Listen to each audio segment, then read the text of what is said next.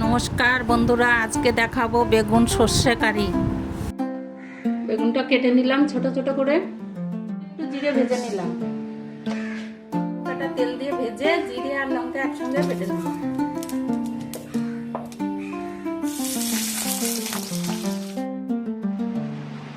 সর্ষেটা বেটে নিলাম, পাঁচফোড়ন ফোড়ন দেবো,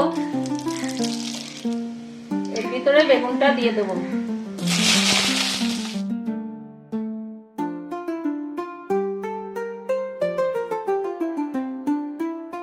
এবার লবণ দেবো,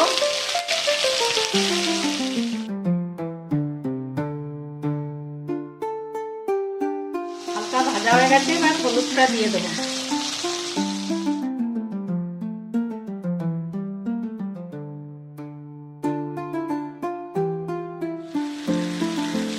এরপরে অল্প করে জল দেবো।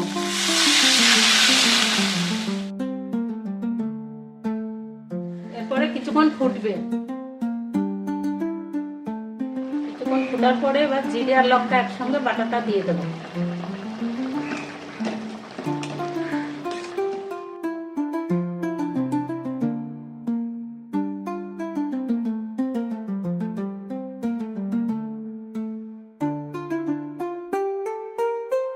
জলটা শুকিয়ে গেছে, এবার সরষে বাটাটা দিয়ে দেবো।